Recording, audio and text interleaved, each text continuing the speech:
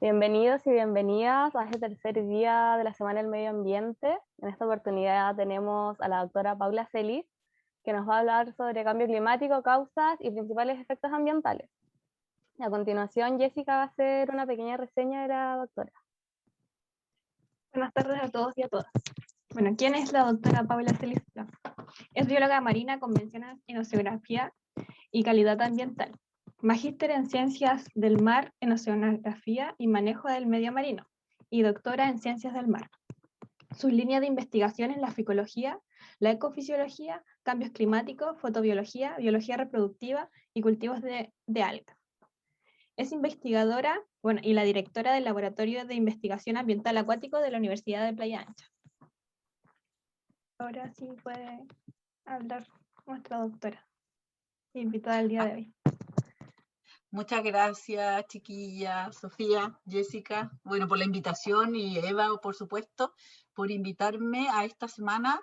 Lo encuentro súper interesante y entretenido lo que ustedes están haciendo, ¿ya? Y para lo mismo les preparé una charla hoy día, ¿ya? Para hablar un poquito de cambio climático, que encontré que era más pertinente sobre todo por la facultad de ustedes, y por los requerimientos que me hacían. Entonces, bueno, me van diciendo los tiempos, y si me paso mucho, voy a ver lo del puntero, que creo que está por acá, si no me equivoco. Puntero láser, ya. Entonces, bueno, la charla, lo que les voy a contar un poco ahora, va de cambio climático, causas y principales efectos ambientales. Entonces, uno de los grandes problemas que tenemos en estos momentos ya en el mundo, en el planeta, justamente es el calentamiento global. Este calentamiento está generando un montón de efectos ya a distintos niveles y en los distintos ecosistemas. Entonces podemos ver en estas fotos que les he preparado en la portada, por ejemplo, algunos huracanes, efectos de desertificación, pérdida de glaciares, también algunos efectos de acidificación en el océano. Por otro lado, tenemos también la quema o los incendios forestales en extenso, ¿ya? Bueno, como decía también Jessica, yo pertenezco a la Universidad de Playa Ancha, ¿ya? Actualmente soy coordinadora y directora, investigadora también del Laboratorio Láser, ya que está dentro del Hub Ambiental de la Universidad de Playa Ancha, ya, y que trabajamos con un equipo de colegas en distintos temas, principalmente enfocados a la ecotoxicología ambiental, a ecofisiología y fotobiología de algas en general, y otros organismos también. Entonces, hoy les comento que, bueno, el mundo humano en primer lugar, y hacer un paralelismo un poco entre el mundo natural. ¿Qué es lo que ha ido ocurriendo a lo largo de este tiempo que nos ha llevado a nuestra realidad de cambio global? ¿Ya? Bueno, en primer lugar, podemos ver acá, les traigo algo de estadística, algo de números también, para irnos viendo en qué contexto estamos, ¿ya? Y qué es lo que nos ha llevado a estar en este punto, en el fondo. Entonces, primero podemos observar acá a la izquierda que la evolución de la población o de los habitantes del planeta nos han llevado a tener proyecciones hacia el 2100 de 10.000 millones de habitantes en el planeta, concentrados principalmente ya en los continentes asiáticos, ¿ya? O sea, en el continente asiático, en los países de Asia, con un 42,9% de la población, ¿ya? Luego tenemos también, perdón, este es urbano-rural, perdón, como naranjito más el oscurito, ¿ya? Por otro lado, tenemos Europa y África, ¿ya? Que congregan también porcentajes altos de la concentración, ¿ya? Por otro lado, también esto lo podemos relacionar, que es una cosa súper interesante, con el PIB y el ingreso del reparto de la riqueza. Si bien a su vez estos son los países que concentran mayor cantidad de habitantes, por otro lado también no necesariamente se correlacionan positivamente con el ingreso per cápita o con el reparto de la riqueza, ¿ya? Y también, por otra parte, con los temas de calidad de vida, ¿ya? En esta siguiente en este siguiente slide podemos ver que hacia los tiempos romanos, un poco de historia, ¿no? Se hablaba de que había 150 millones de habitantes en todo el planeta, ya en la Tierra o más o menos. En torno al Mediterráneo estaban 50 y por otra parte 50 en torno a China, ¿ya? El resto estaban dispersos en todos los continentes. Pero ¿qué pasó en la era de la Revolución Industrial hacia 1750? Bueno, acá es cuando la población, por una parte, necesitó siglos para irse duplicando. Pero ¿qué ocurre en esta época? ¿Ya? Se genera un crecimiento acelerado de la población, ¿ya? Y se alcanzan los primeros 6.000 millones de habitantes, ¿ya? Y obviamente hacia el 2000, con las proyecciones que les mostraba anteriormente, ¿ya? Bueno, y llevándolo a un análisis objetivo en valores, podemos decir que el total de la población mundial hacia el 2007 era de 6.600 millones de habitantes, más o menos, de 6.000. Y por otra parte, la concentración mayor estaba en 6 países asiáticos, donde encontramos casi la mitad de la población mundial. ¿Ya? Podemos ver los países principales que congregan la población: China, India, Indonesia principalmente, y casi el 80% se encuentra en países subdesarrollados. ¿Ya?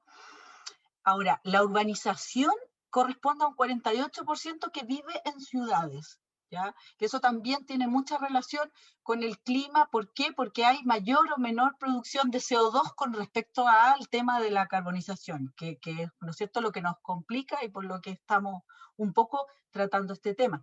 Ahora, esto genera obviamente un problema de sostenibilidad social, ¿ya? Y medioambiental por otro lado, porque tú necesitas medios de combustible y ese combustible tiene que ser el más económico y por ende el más contaminante. Bueno, y también en la densidad de la población. Por otro lado, los países desarrollados están están en el proceso de transición hacia descarbonización, ¿no es cierto?, a esa implosión demográfica, y van al revés, ellos ya van en un envejecimiento, ¿ya?, de la población. Tienen una tasa de fecundidad inferior y no garantiza el reemplazo generacional. No alcanzan a tener el reemplazo de generación en generación como tenemos mayoritariamente. Bueno, Chile está un poco más envejecido, pero en los países en desarrollo. Los países en biodesarrollo también tenemos problemas de explosión demográfica y problemas alimenticios. Bueno, todo esto lleva principalmente a movimientos migratorios, como nexo de unión entre estos grandes temas, ¿ya? Y las variaciones naturales del clima llevados a escalas, ¿ya?, es lo que podemos ver en estas fotografías, como les mencionaba en la portada, es donde vamos teniendo pérdidas de hábitat, ¿ya? Y también temas en donde el clima va modelando de una u otra manera, ¿ya?, esta especie de cambio de suelo o cambio de territorio. Bueno, y las variaciones, por otro lado, de el clima por aumento de CO2, ¿ya?, o obviamente gases de efecto invernadero y fuentes de sumideros, los empezamos a notar y a ver efectivamente hacia el 1950, en donde encontramos que el nivel actual, ¿ya?, del CO2 atmosférico está aproximadamente en 400 ppm o partes por millón. Sin embargo, también hemos visto que ha tenido descensos históricamente y, bueno, fenómenos de pequeñas glaciaciones, como se ha mencionado en la historia, ¿ya? Pero lo que hace la diferencia hacia el cambio climático, y quiero ser bien enfática en eso, es este crecimiento acelerado producto de la acción antrópica, ¿ya? Ahora, bueno, en ese contexto, los gases de efecto invernadero, ¿quiénes son? ¿Quiénes están provocando esta complicación o este aumento? Entonces, primero tenemos el CO2, que es el principal gas con efecto invernadero, ¿ya?, que por un lado, ¿no es cierto?, tiene las emisiones, obviamente, de este gas son las que representan el mayor porcentaje, ¿ya?, de acumulación. Por otra parte, tenemos los CFC, ¿no es cierto?, como pueden ver acá en esta imagen, los gases fluorados, y por otro lado también los hidrofluorados, ¿ya? Importante punto de que el 64% del efecto invernadero es aportado por este gas a la atmósfera, de acuerdo a las últimas estadísticas, y que viene principalmente de la combustión fósil, producto del carbono, ¿no es cierto?, del carbón, perdón, del petróleo y del gas natural. Es decir, son estrategias o combustibles de bajo costo, ¿ya? Y por lo tanto son altamente contaminantes, y por eso un poco la relación que yo les hacía con la cantidad de habitantes y con la cantidad de población mundial. Ese link es súper importante, no tener, o sea, tenerlo en cuenta cuando uno hace estos cálculos y estas cifras. ¿Ya? Las alternativas, ¿cuáles son? El ahorro energético y el uso eficiente de la energía, ¿ya? Y la, obviamente, descarbonización o el uso de energías renovables alternativas, que es un poco lo que se ha ido haciendo principalmente en los países europeos desarrollados y en vías de desarrollo, ¿ya? Es decir, transformarse en energías limpias, un poco más, cambiar nuestra matriz energética. Por otro lado, tenemos el óxido nitroso, que su potencial es 300 veces más que el CO2. Por lo tanto, si bien se encuentra en una concentración menor en la atmósfera, ¿ya? Es altamente, o sea, tiene una alta capacidad de captar el calor y de encerrarlo, ¿ya? Por otro lado, el metano, que se libera cuando la materia orgánica, ¿no es cierto?, se descompone en ambientes pobres que son en oxígeno, ¿ya? Como los arrozales, zonas húmedas, sitios de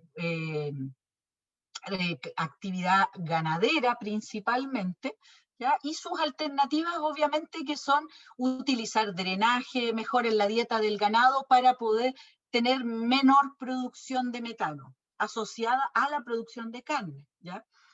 Ahora, si observamos esta gráfica, podemos ver un poco lo que conversábamos recién. Por un lado, el CO2 representa el 64% de la producción de los gases de efecto invernadero. Por otro lado, el metano y el óxido nitroso ya representan un 16%, pero también a su vez son altamente calóricos o que son capaces de atrapar calor en altas concentraciones, en veces, en potencial, por decirlo. Y por otro lado, los clorofluorocarbonos, que se presentan en un 4%, ya en menor porcentaje.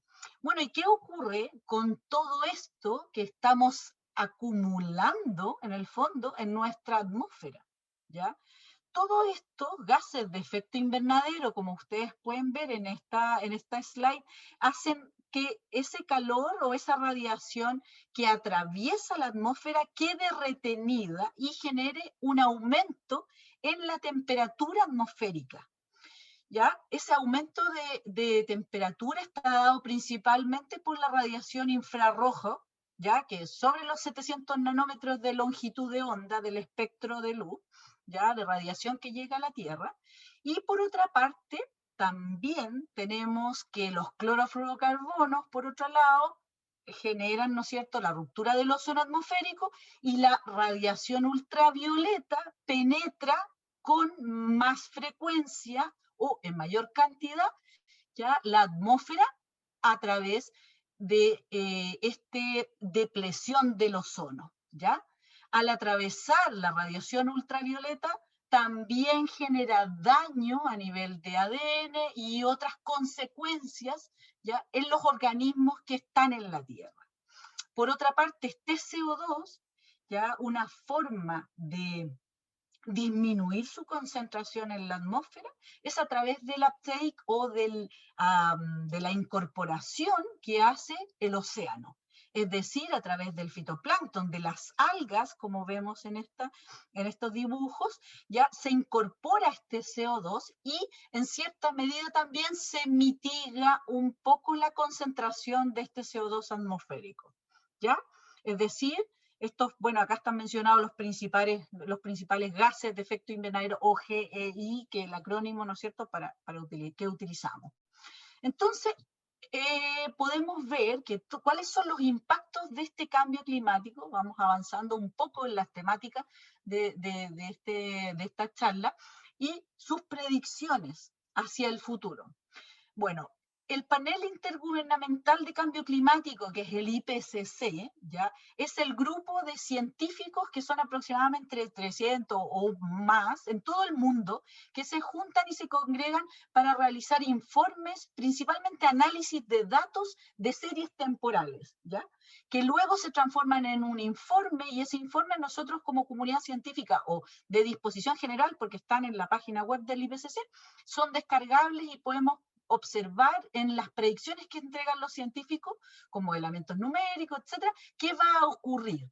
Y ahí es cuando entonces nosotros podemos observar más o menos, ya en esta gráfica, por ejemplo, vemos las proyecciones de CO2 hacia el 2100, ya que aproximadamente se habla que llegarían hacia, claro, entre 380 y hacia el 2000, hacia 1000 ppm se habla de concentración en valores de partes por millón de CO2 atmosférico, ¿ya?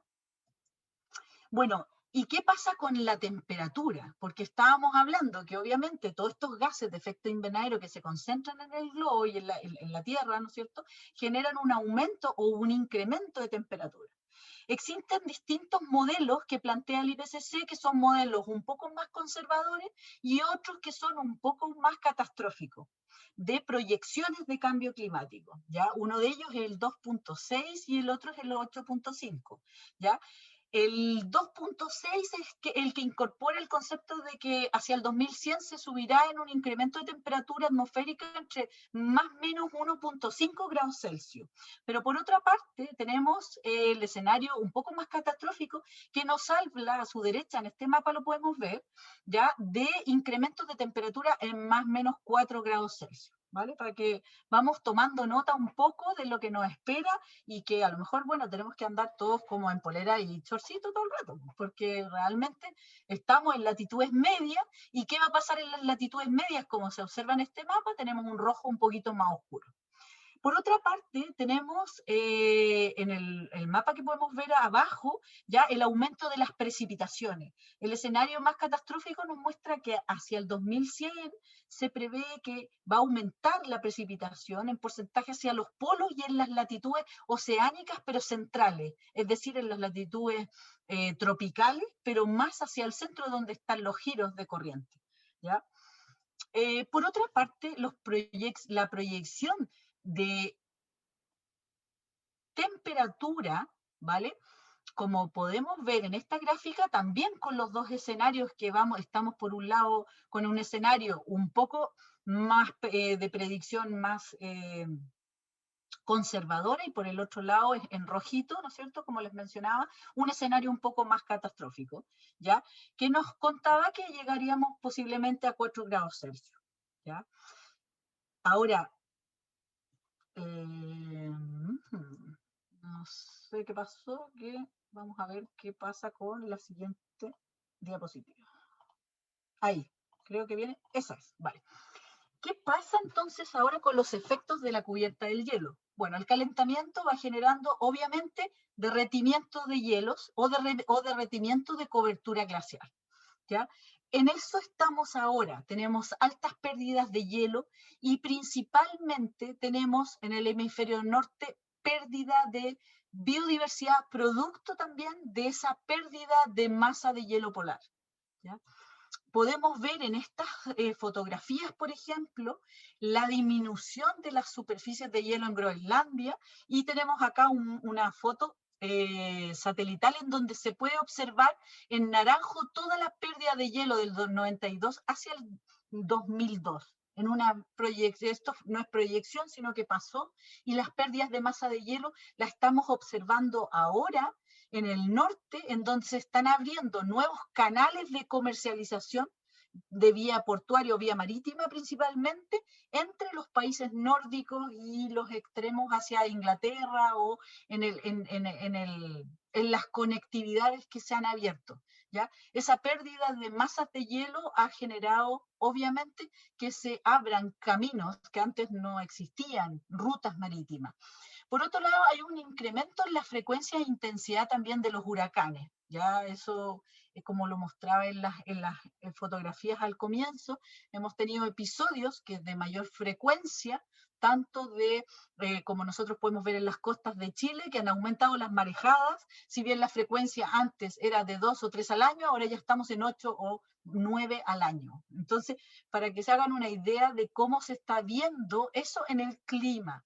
Es decir, una comparativa, por ejemplo, la pérdida de masa de hielo en el Ártico respecto a la Antártida.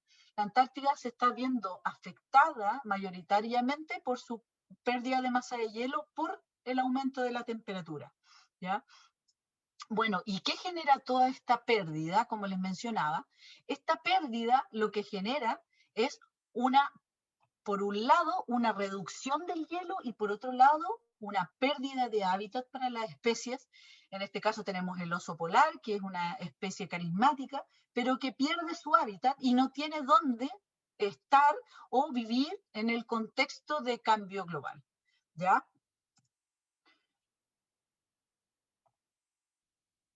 Creo que esto lo tengo que poner arriba, si no, no pasa. Ahí sí. Bueno, y entonces en ese contexto también genera un aumento en el nivel del mar, ¿ya? Es decir, obviamente la pérdida de hielo genera un aumento en el nivel del mar por, obviamente, el aumento de temperatura, ¿ya? Descongelamiento de masas de hielo. Y por esa parte,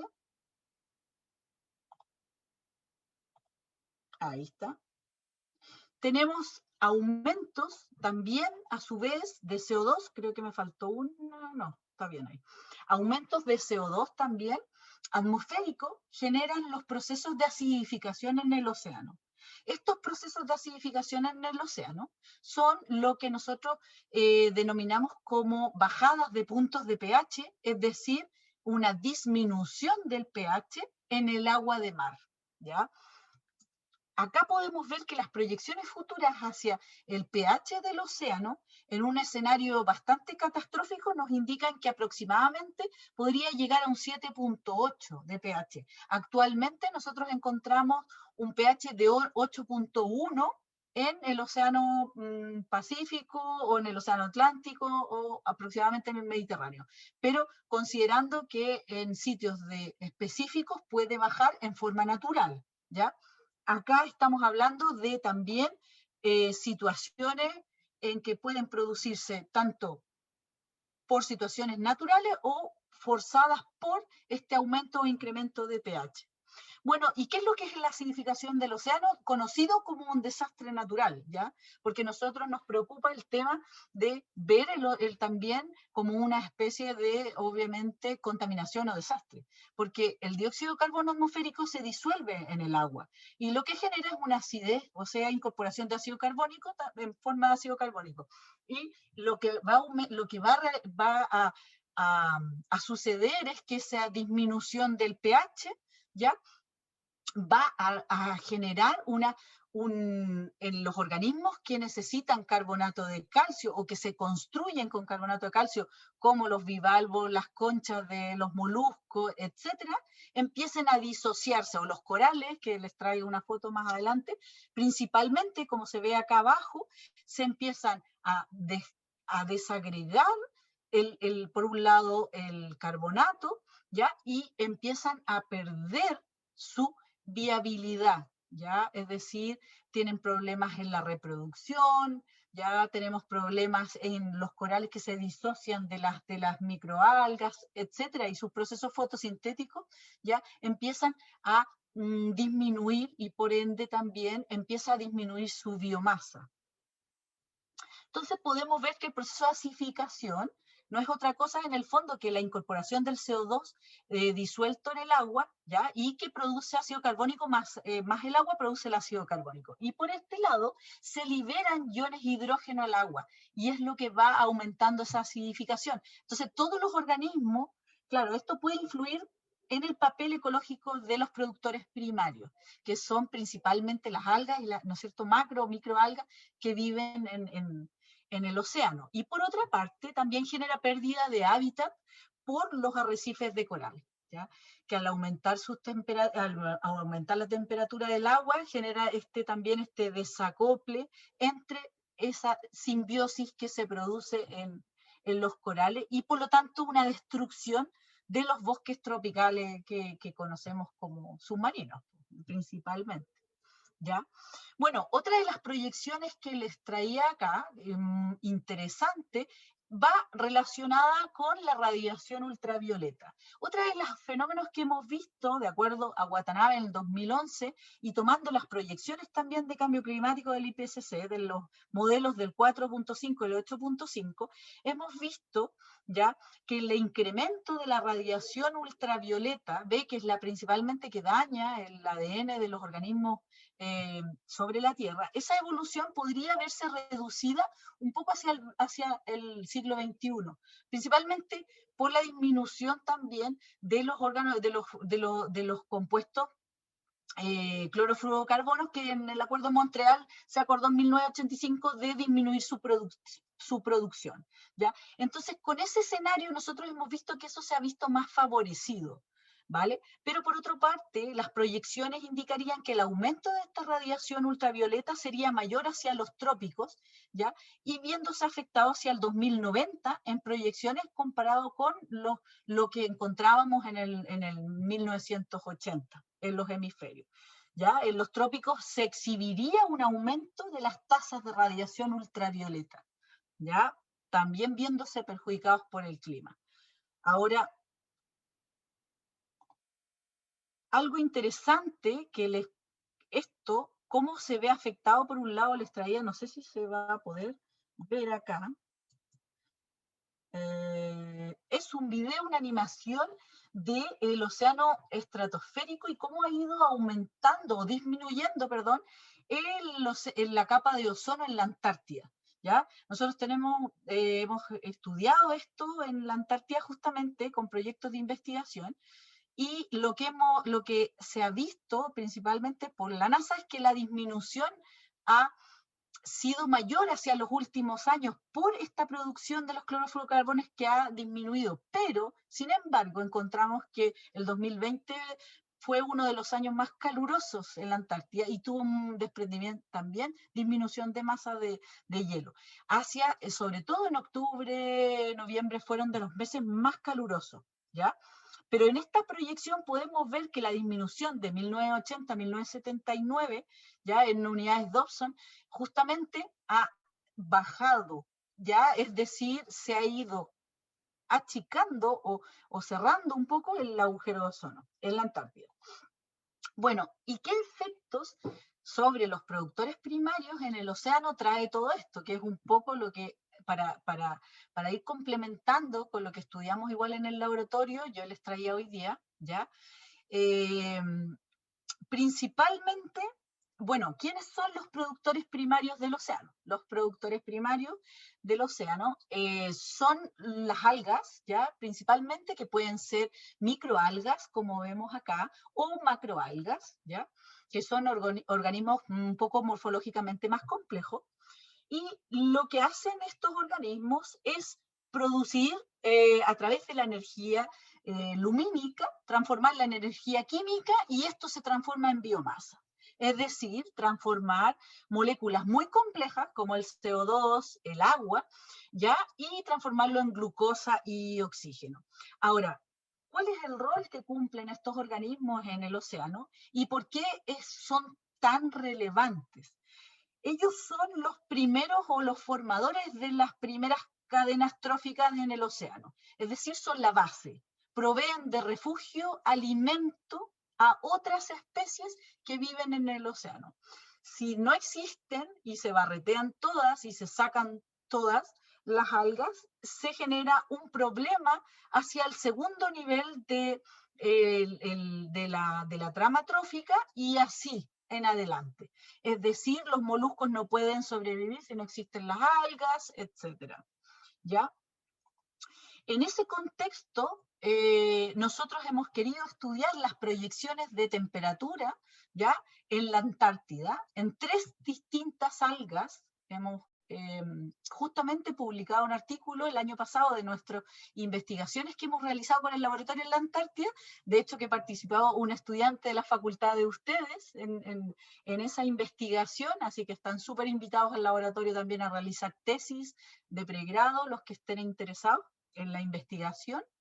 ¿Ya? Y encontramos en este estudio que principalmente cuando aumenta la temperatura en escenarios climáticos futuros con mayor grados de temperatura de 8 grados, la producción de la fotosíntesis baja. ¿Ya? Es decir, estos organismos se ven afectados por los incrementos de temperatura en escenarios futuros. Si bien pueden sobrevivir, ¿ya? Verían afectada su productividad.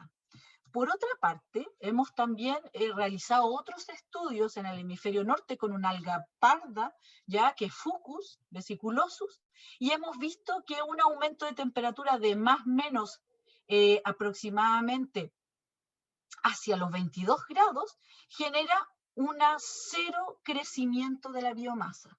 ¿Ya?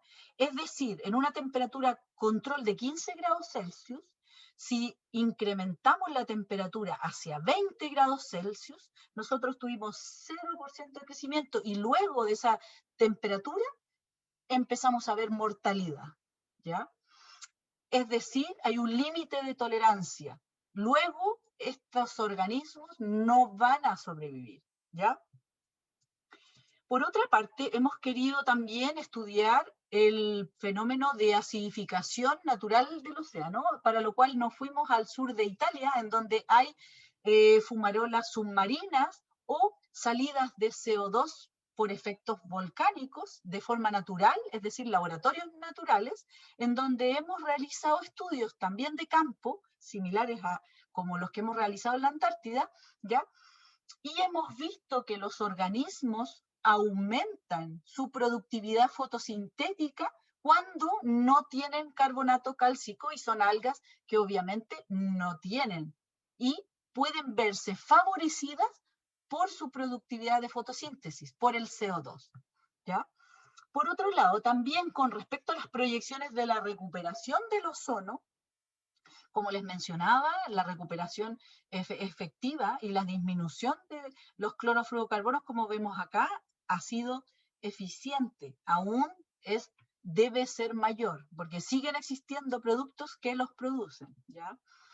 Y actualmente nos encontramos en un estudio del proyecto Fondesit en las costas de Valparaíso con la Lesonia spicata, que es el güiro, y lo que hemos encontrado hasta el momento, justamente por efectos de radiación, hemos visto que en escenarios de mayor radiación, la producción fotosintética se ve favorecida frente a escenarios de invierno, por ejemplo, donde la producción es menor.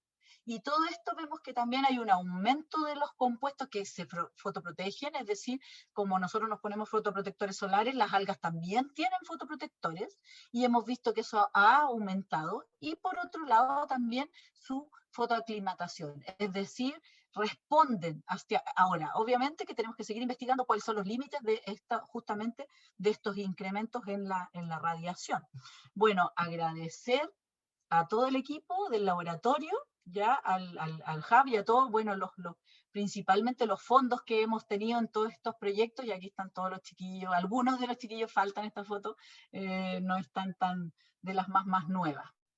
Y eso, contarles eso, por ahora, no sé si dejo de compartir, Sofía o Jessica, o pasamos a preguntas, ustedes me dicen. Gracias, doctora. Sí, tenemos algunas preguntas en el chat. Ya. Veamos. ¿Dejo de compartir? ¿Ahí? Ya. Súper. Ya, mire, Cristóbal nos pregunta, ¿qué variables se usaron para hacer los modelos? ¿A cuáles modelos te refieres, Cristóbal? ¿Y en cuál? Con respecto... Me imagino que de predicción. Ya, los modelos de predicción principalmente, lo que hace el IPCC es que modela los datos de acuerdo a las variables ambientales. Es decir, se toman en cuenta puntos de muestreo a lo largo de todo el globo, de todo el mundo, ¿ya? que tienen en los distintos factores ambientales. Es decir, por ejemplo, si vamos a hacer temperatura del agua, hay boyas oceanográficas que están monitoreando las temperaturas a lo largo de todos los océanos. Y para eso se se utilizan estos modelos, como les decía, un poco más catastróficos y un poco más conservadores, ¿ya? Que obviamente han sido determinados por los investigadores para justamente hacer estas proyecciones fatalistas en casos muy extremos que nosotros no seamos capaces, que acuérdense que de acuerdo al Acuerdo de París, nosotros quedamos en que íbamos a quedarnos en 1,5 grados Celsius de aumento de temperatura, ¿ya? Esto iba a ponerse en marcha en el 2020. Hemos estado retrasados en los planes de descarbonización. No todos los países han podido seguir eso, y menos hoy por la pandemia. Entonces, un poco, yo creo que nos vamos acercando al intermedio, a los escenarios un poco más, a los modelos más complicados.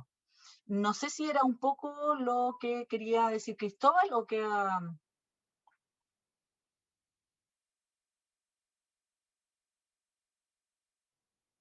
sí, ahí. Al parecer Cristóbal no está. Tenemos otra pregunta también. ¿Ya? ¿El fenómeno de la niña y el niño ha sido reducido este año por la pandemia?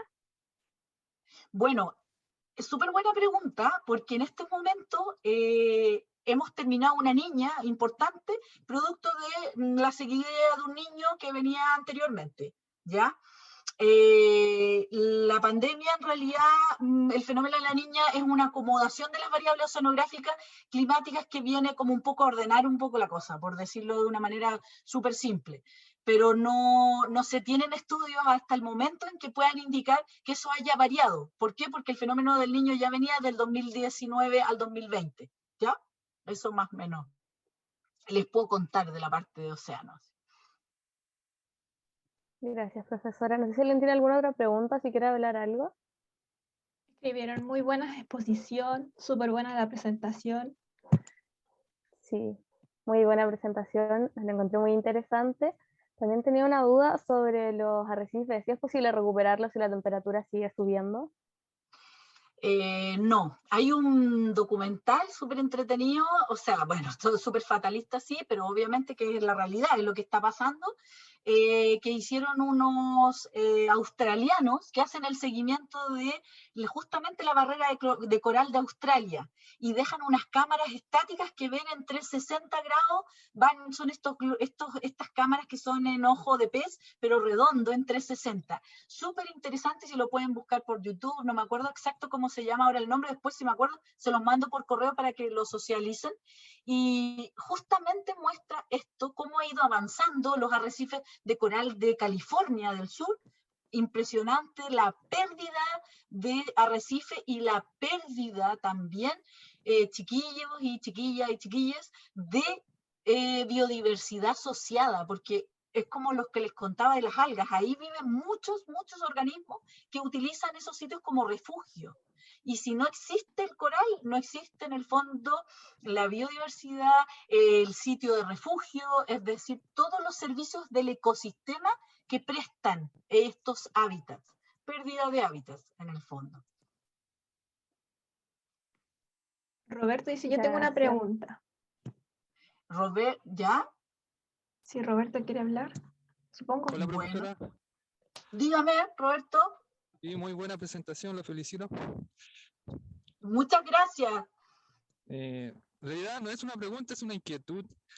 Es que si uno ve, los combustibles fósiles son los que más contaminan, Sí, pero se ve en la economía, en la industria, que hay muy poca voluntad de cambiar a los combustibles fósiles. Incluso en revistas económicas y escuchando un programa de radio por ahí, decían que hay que invertir en combustibles fósiles, en acciones, porque es la matriz energética que se va a seguir manteniendo.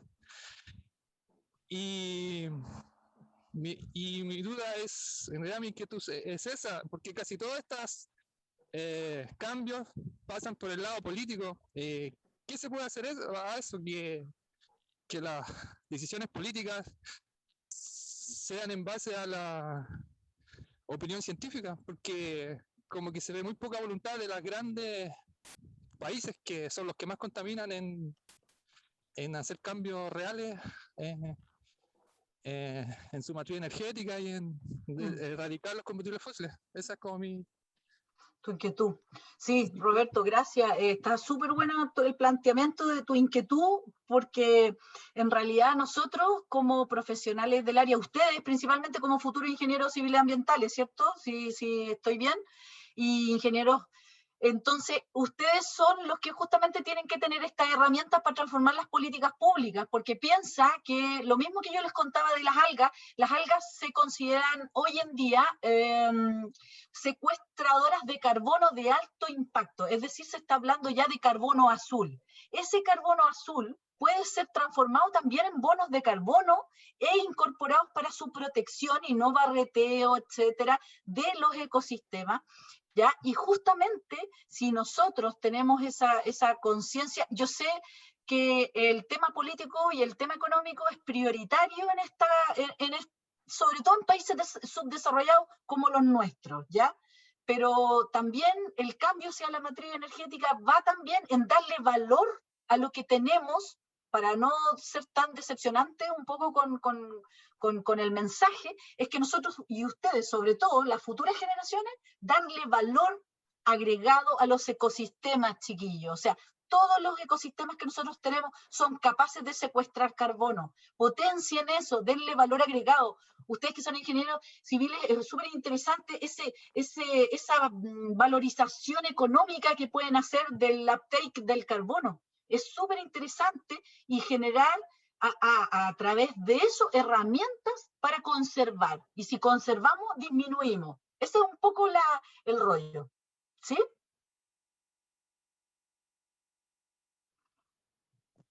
Sí. No sé si hay más preguntas, Jessica, o me comentas. ¿Puedo preguntar? Por su presentación. Sí. ¿Sí? Gracias, profesora. Sí, es muy verdad lo que dice. Al final, nosotros somos los agentes de cambio. Gracias. Justamente. Ese cuento lo tienen que tener ustedes súper en la mente y sobre todo como futuros profesionales, porque si ustedes no tienen justamente ese background que pueden tener de los profes, sacarle el jugo, aquí está la profe Eva, darle, que les motiva, les enseña y todo, y invita a los otros colegas, etcétera. O sea, todo lo que ustedes puedan hacer como futuros profesionales, vale, cuenta, y justamente como agentes de cambio. Yo lo veo súper, súper.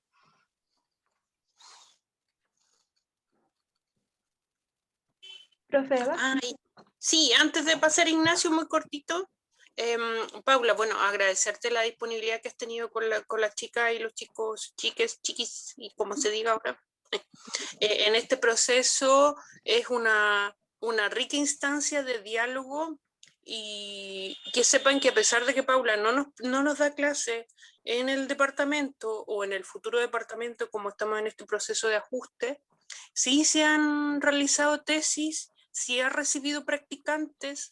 Entonces quizás si nos pudieras comentar un poquito eso, el trabajo con Diego Pardo o la chica que estuvo de practicante allá, que no lo vean como tan lejano, el hecho de articularse con la investigación, que se ve como una cosa muy de cúpula, muy de élite, y en el fondo también hay un nicho de apropiación en los jóvenes.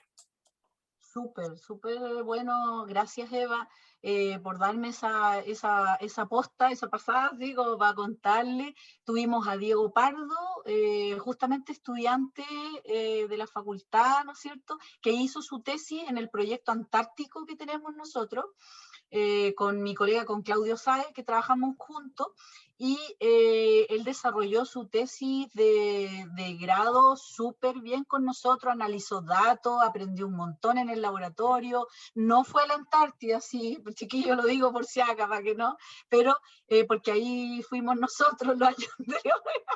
Bueno, es que esas cosas hay que decirlas igual, pero no quiere decir que no puedan ir. Claro, en algún momento se podrá ir, sí, pero para claro, que tampoco no generar expectativa de que vamos a estar allá con los pingüinos. Justamente, pero no quiere decir que en los futuros proyectos no puedan incorporarse, eso siempre hay posibilidades. Y en ese contexto fue una tesis muy bonita, salió un artículo que publicamos en una revista muy buena, de impacto muy bueno, lo que es muy bueno para su currículum también. Tuvimos a Karina el semestre pasado, yo la tuve también analizando datos, haciendo una tesis online por el tema de la pandemia, ¿ya? Pero también las puertas están súper abiertas para quienes quieran trabajar. Por eso le mencionaba también a Eva, tenemos algunas series de datos de radiación, como les comenté, ves que trabajo con radiación ultravioleta, tengo algunas series, no mucho, pero puede servir para hacer algo, Eva, si te interesa, y también temperatura del agua, del océano, porque tengo unos sensores en una estación que tenemos con el Fondes y también puesto en continuo. Entonces, hay hartas cositas que podemos hacer y invitarlo a que tengan preguntas, pregúntense cosas, y si les ha gustado lo que hemos conversado hoy día, pregúntense cosas a raíz de eso y después nos lo cuentan. Se lo cuentan a la profe y la profe ya se contacta conmigo, etcétera, o ustedes me escriben email como quieran. O sea, es decir, hay posibilidades y somos la universidad, es decir, todos la misma universidad, por lo tanto, todos los laboratorios estamos abiertos y el nuestro súper abierto a colaborar y a incorporar estudiantes, ni un problema, todo. Lo que les interesa. Y no es muchas gracias. Eva, no es delito. No es una cosa así como que está en una burbuja intocable, entonces. Para nada. Súper relajado. Yo tengo un proyecto acá con Lesonia que les contaba. Tengo un chico técnico que es biólogo marino de la Universidad de Valparaíso, hizo su tesis conmigo y se quedó trabajando conmigo. O sea, súper, no se preocupen, por ese lado. Gracias, Paula. ¿Había más preguntas en el chat, chicas? Hay otra pregunta en el chat de Ignacio, dice, ¿existe una red de investigadores chilenos en torno a la Antártica? De ser así, ¿tienen una línea principal de investigación? ¿Es Antártica o Antártida? Sí, súper buena pregunta, interesante. Son las dos aceptadas, Antártida y Antártica. Son acepciones, o sea, justamente se aceptan en el vocabulario en las dos, pero el continente del hemisferio norte usa más Antártica y nosotros Antártida, por una cosa de, yo qué sé, tonterías nomás. No tiene mayor importancia. Existe el Instituto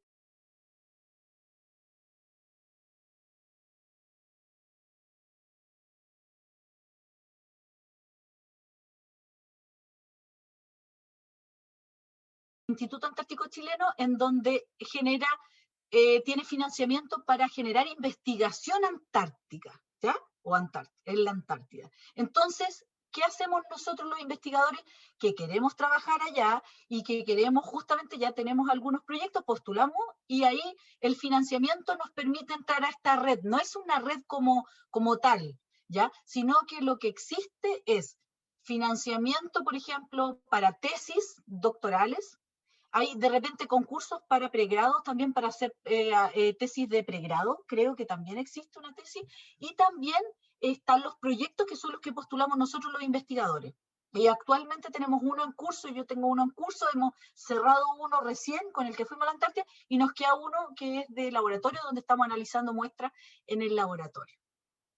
Eso con respecto a que yo les mostraba las fotitos de la Antártida y eso que habíamos sacado para trabajar. Muchas gracias. De nada, Ignacio, de nada. No sé si alguien más tiene alguna pregunta o algún comentario. Aproveche el momento, es importante. Tenemos el gusto de contar con Paula, así que, y como ella dijo, todos somos de la universidad, no hay grupos aparte y es importante que usted sepa que se puede acercar por distintos canales, por correo o por medio mío, como usted quiera. ¿Ya? No sea tímide. Dejarlos súper invitados. Y también eso, dejarlos súper invitados a cosas también de divulgación o de difusión que se hacen también a través de las instancias de los laboratorios, que eso también es súper interesante. Parece que había otra pregunta, niñas. Como yo estoy del celu, la cuestión miserable, no veo. Me parece como una lucecita. Sí, Ignacio pregunta si pudieran convertir con investigadores a otros países en la Antártica. Uy, sí, yo creo que, uy, súper buena pregunta, Ignacio, ya caché que le gusta lo de la Antártida. Ahí estate atento ahí a los concursos y las cosas, y bueno, después si quieres contactarnos. Sí, súper interesante porque las bases en la Antártida están muy juntas, entonces uno, por ejemplo, la base chilena, donde vamos nosotros, que la base Escudero está al lado de la base, muy cerca de la uruguaya, muy cerca de la china y muy cerca de la rusa. Entonces uno cruza y está a 100 metros de una base a otra y así. Es decir, también muchos investigadores de otros países se combinan con las bases de los países para pedir colaboración. El continente antártico no pertenece a nadie en particular, sino que son países que tienen instalaciones para trabajar en la Antártida, ¿ya? En el continente blanco. Entonces ahí distintos países tienen distintas, y nosotros lo bueno es que Chile tiene 3 o 4 bases que son las que justamente se viaja y se mantienen por el INACH. Todo lo que es cubierto por el INACH cuando uno va para allá y todo, los gastos, es decir, solo nosotros llevamos nuestro equipamiento para trabajar, pero todo, desde la ropa nos entregan ellos, los bototos, o sea, los bototos no, eso es lo único, es personal. Las capa 1, 2, solo los zapatos y la capa 1 la tenés que llevar tú, y lo otro te lo pasan todo, la ropa, térmica, etcétera. Súper bien, eso funciona de excelente, hay que decirlo y relevarlo, porque es súper importante que tenemos un instituto antártico muy, muy potente en ese aspecto.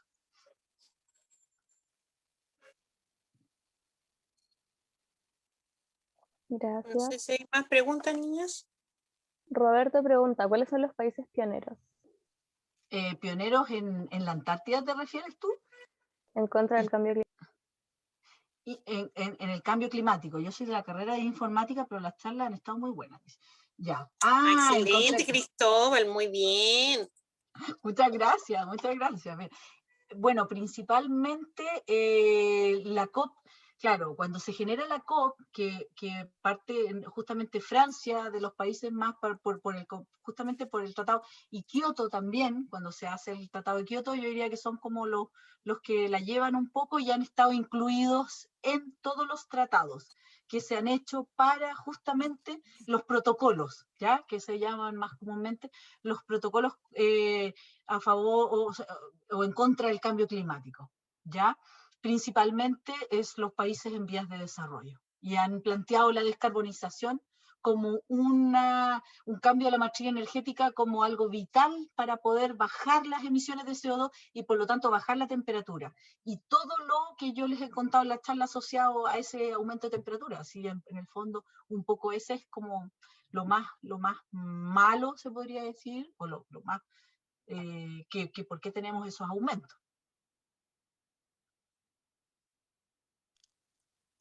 No sé si hay más consultas, niñas. ¿Alguien más quiere preguntar algo o decir algo?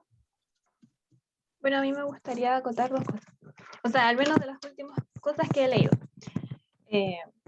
Cuando habló sobre la pérdida de hábitat en los osos polares, lo primero que se me vino a la mente fue una investigación que leí que muchos osos polares se vieron que tenían manchas, así como cafés, y se dieron cuenta que era un híbrido entre un polar y un grizzly. Y es porque donde ha perdido el hábitat se han ido entrecruzando, y lo más extraordinario es que se supone que se dividieron, bueno, la rama evolutiva se dividió y ahora se está volviendo a unir. Solamente para la supervivencia. Claro, por la supervivencia, porque ahí tú te das cuenta que hay recombinación genética justamente en pro de, hay una evolución que seguramente eso ya no va a ser un oso polar de aquí a unas generaciones más, va a ser otra cosa, que va a haber resultado de esa recombinación de ambas especies, pero por supervivencia, por supuesto. Ignacio Raza dice, ¿mucho turismo en la Antártida genera impactos? Hay turismo, chiquillo, en la Antártida, hay que decirlo. Hay impacto, obviamente, claro, el turismo. Hay algunos papers que ya están justamente recogiendo esa información de principalmente del petróleo que dejan bueno, los grandes barcos que llevan turistas, que son cruceros de alta gama. O sea, ustedes imagínense cruceros no como estos que son así Pacific Ocean, de estos que vemos aquí en Valparaíso, no, un poco más pequeños, de una capacidad de 400, 500 personas, por ahí, o un poco más, y que bajan en los Zodiac a la Antártida. O sea, hay turismo, es fuerte, verlo, impacta, y también así como nosotros, bueno, nosotros el INACH tiene justamente con la FACH el tema de llevarse la basura, llevar todo al continente. ¿Ya? En la Antártida no se queda nada, desde la parte chilena. ¿Ya? Ahora, el tema de las otras bases se maneja cada en forma independiente. ¿Ya? Y como les digo, hay algunos papers que ya están relevando cierto impacto de contaminantes en la Antártida producto del turismo.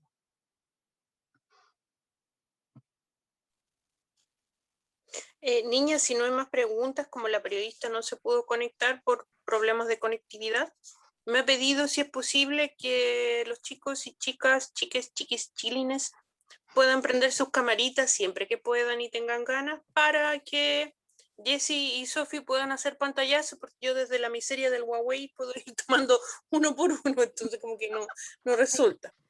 Así que sonría, 1, 2 y 3. Sofía, ¿lo puedes sacar? Es que sinceramente no sé cómo hacer que se me vean todos los cuadritos de todas No, las... tienes que ir mostrando de a poquito. Está Sí, María, lo Gracia, saco. Gabriela, Diana, Ignacio, Cristóbal, qué bueno que sea de informática, porque eso también habla bien de la convocatoria de las chicas. Ronald con su dinosaurio. Roberto con su barba de rabino. Muy bien. Eso es la pandemia. El look pandémico, así que eso pues. Ya, Agradecerles va la a todos, foto. a María también, nuestra tesista. Paula, María Mejía está trabajando con el puerto de San Antonio. Espera un Así que segundo para también está guardarla ahí. y sacar otra. Ya, Súper. otra. Al tiro. Ponga la lengua en el paladar para que no se le note la papada. Ese es el tips. Ahora va la otra. Las técnicas. Todos con el lengua. Siguiente. Ya. Ya. Súper. Oye, Bien. qué interesante, Eva. Ya, ¿y está trabajando con qué, María? ¿Con qué está María, trabajando? pues cuente cosas. ¿Dónde está la María? Uy, se fue. Ahí está. Ahí está María. Aquí estoy. No sé qué, como, en qué sentido. Un resumen cortito, pues cuéntenos, haga spoiler. Bueno, principalmente de los impactos que genera el puerto hoy en día y las cosas que han hecho actualmente el puerto en su APL, en las certificaciones ambientales y cómo puede mejorar cuando Europeo ha avanzado en temas ambientales. Y eso. Bueno, siguiendo toda la corriente de Greenport, está trabajando María con la profe Estela y yo estoy en las sombras, así que estamos ahí con Qué Héctor bueno. Marchón, nuestro partner del puerto, él es gerente de sustentabilidad, así que ahí se ha ido avanzando y María está ahí cerquita, está en Melipilla, ¿no? En Casablanca era, por ahí está, pero está cerquita de San Antonio. Qué Así que bueno. igual bueno porque nos hace articularnos con los distintos sectores y eso es positivo, es decir, es una buena oportunidad. ¿Ya? Súper, yo lo veo súper bueno. Mira, qué interesante, Eva. Qué bueno, María, te felicito, qué bueno. Y eso también. Y con terreno, o sea, ¿tienes posibilidad de ir al puerto, de conversar con la gente, tomar algún dato? O sea, en teoría sí, pero el tema del COVID, allá en el puerto, concentrar terreno. Ya, Entonces sí, tiene una conexión un poquito inestable. sí. Capaz que Ahí tenga BTR también igual que yo. puede ser. Sí, el tema COVID ya, eso caché, que dijo que por el Sí, tema COVID ya era más complejo. claro. Pero igual está con seguro de la U, así que en algún momento si puede asistir sería genial. porque Oh, en no el sabía. fondo tiene los datos de la PL y la otra información, así igual bueno. Pero te voy a cobrar la palabra, Paula, para que después veamos el tema de las tesis, Sí. si hay chicos y chicas Ahí interesadas. Ahí convérsame porque podemos hacer algo juntas o lo que necesites, o Ya. ahí tú me dices, ¿ya? Sí, ahí Y nos hacemos- coordinamos. Sí, súper. Gracias, gracias, Ni un Paula. problema. Sofi y Jessica, ustedes son las dueñas del negocio, así que Ya, vamos a finalizar. Nuevamente agradecer a la doctora Paula por su charla, estuvo súper interesante. Su trabajo también maravilloso, así que muchas gracias por darse el tiempo y contarnos sobre lo que hace y sobre temas tan importantes. Gracias también a todos los que están conectados y también los invitamos para mañana a las 11, charla de cuándo se hace el recurso hídrico. Muchas y gracias. mañana va a estar Estela, Marisol y Ceci, el tridente acuático. Así Y que mira, es importante. para que las vean a todas las chicas que son todas Sí, colegas pues. nuestras y trabajan súper bien, son secas. Oye, gracias por la invitación, lo pasé súper bien. Gracias por la Gracias, invitación. Paula. Gracias a usted. Gracias a usted y muy buena organización las chiquillas, se pasaron. Empoderadas, ¿viste? Girl Power. Todo No, bien. totalmente. Maravilloso. Power. Gracias. Chao, chao. Chao a Chao, todos. chao, que estén Gracias. muy bien. Chao. Chao. Muchas gracias.